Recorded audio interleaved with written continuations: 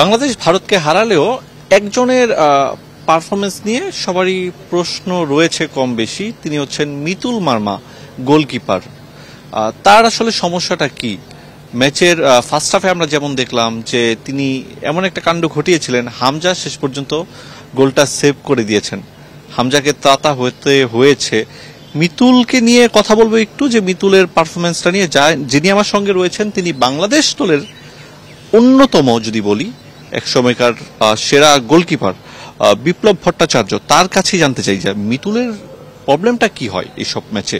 তিনি লিগে ভালো গোলকিপিং করে এরকমটা আমরা শুনি এবং দেখিও, বাট জাতীয় দলে আসলে তার হয়টা কি?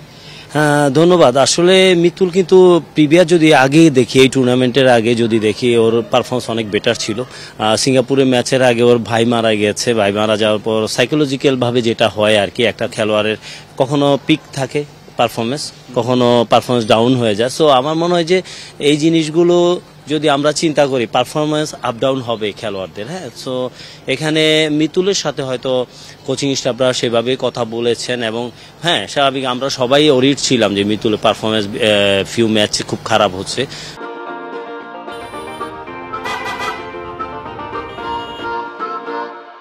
সো দিন শেষে গতকাল কিন্তু আমরা একটা জয় পেয়েছি। হ্যাঁ, মিস্টেক হয়েছে, মিস্টেক গতকালও হয়েছে। সো হামজা সেখানে শেষ পর্যন্ত সেভ করেছে।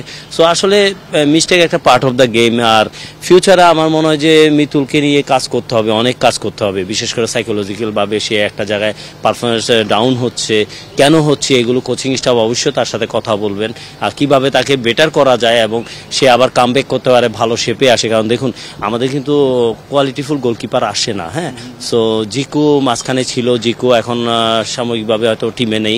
ইন ফিউচার আবার সুযোগ আছে তার আসার, এবং শ্রাবণ আছে, সুজন আছে, যারা আছে।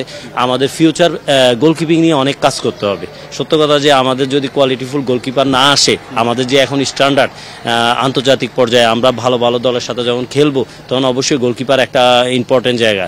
সো আমার মনে হয় যে ফিউচারের জন্য আমরা ভালো গোলকিপার তৈরি করলে হয়তো আমাদের এই জিনিসগুলো আস্তে আস্তে ল্যাকিংসগুলো কমে যাবে। সো কম্পিটিশন দরকার, হেলদি কম্পিটিশন। গোলকিপার যত বেশি আসবে তত কম্পিটিশন হবে, একে অপরকে বিট করে জাতীয় দলে খেলার জন্য সেরাটা দিয়ে খেলবে।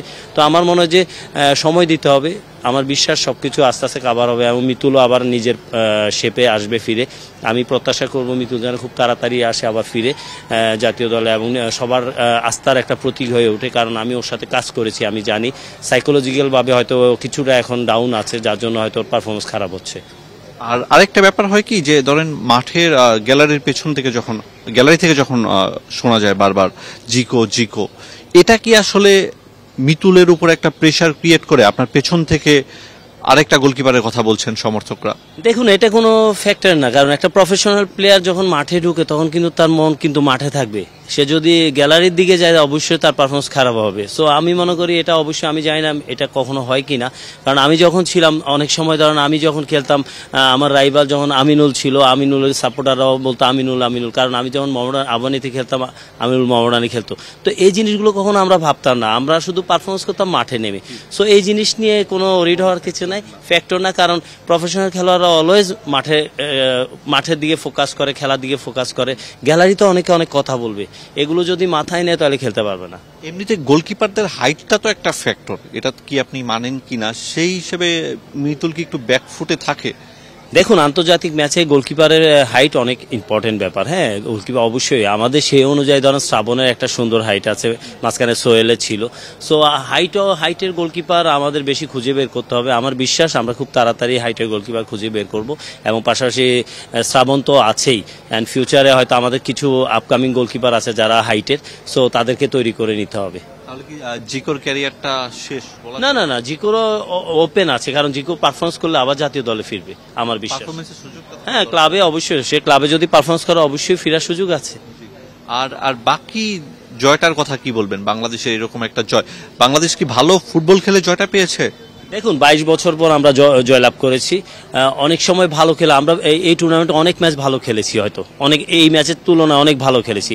আর ইন্ডিয়া বাংলাদেশের ম্যাচ কিন্তু সাইকোলজিক্যাল ভাবে যদি চিন্তা করেন একটা প্রেশারের ম্যাচ। সো এখানে ভালো মন্দ যাই হোক দিন শেষে আমরা জয় পেয়েছি, সেটা মুখ্য বিষয়। সো আমি মনে করি যে ফুটবলের জন্য এই জয়টা খুব দরকার ছিল, খুবই ইম্পর্টেন্ট। আর আমাদের খেলোয়াড়রা কিন্তু এখন যে একটা অবস্থায় আছে মানসিকভাবে, সবাই ভালো অবস্থায় আছে। হয়তো আমরা লাস্ট কয়েকটা ম্যাচ আমরা সুযোগ পেয়েও কাজে লাগাতে পারিনি, নিজেদের মিস্টেকে আমরা কনসিড করে হয়তো হেরে গেছি। সো আমার মনে হয় যে এই টুর্নামেন্টে বাংলাদেশ ওভারঅল যদি পারফরমেন্স দেখেন, অসাধারণ পারফরমেন্স ছিল এবং আমরা তো কোয়ালিফাই করলে অবাক হওয়ার কিছু ছিল না। জামাল ভুঁইয়া, তাকে সাইড বেঞ্চে বসে থাকতে হয়। দেখুন, এটা কোচে ডিসাইড করে কে খেলবে না খেলবে, এটা কোচে জবাব দিবে। আমরা বাইরে থেকে কিছু বলাটা সমীচীন হবে না। আর হচ্ছে কাবরেরার কথা কি বলবেন একদম সবশেষে? কাবরেরার ব্যাপারে তো অবশ্যই দেখুন, এখন খেলা শেষ হয়েছে, আবার আগামী বছর আমাদের খেলা হবে। তো এর মধ্যে ফেডারেশন ডিসিশন নিবে যে ওনার কি থাকা উচিত এই ধরনের, যেহেতু যে ধরনের বাংলাদেশ ফুটবল খেলছে, কাবরেরাকে নিয়ে কিন্তু দর্শকরা প্রশ্ন তুলছেন এবং দর্শকদের দাবিও কিন্তু যৌক্তিক।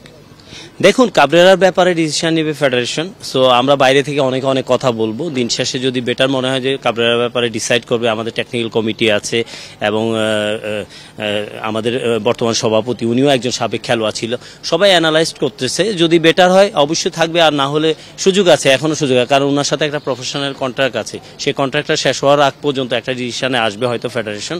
সো দেখা যাক, লেটস সি। একদম শেষে ঢাকা টেস্ট দেখতে আসলেন, মুশফিককে নিয়ে ছোট্ট করে শুনতে চাই। মুশফিক আমার প্রিয় খেলোয়াড়।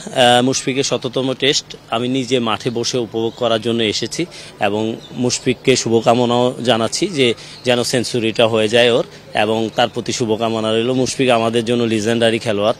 সো ফুটবল ক্রিকেট আমরা কিন্তু একে অপরকে প্রচণ্ড ভালোবাসি। সো আমাদের এটা অনেক সম্মানের একটা জায়গা একে অপরের প্রতি, তো যার জন্যই মাঠে আসা, খেলা দেখা। অসংখ্য ধন্যবাদ বিপ্লব ভাই আপনাকে। কথা বলছিলেন জাতীয় দলের সাবেক গোলকিপার বিপ্লব ভট্টাচার্য। ফুটবল নিয়ে তো বটে, চেষ্টা করলেন ক্রিকেট দিয়ে।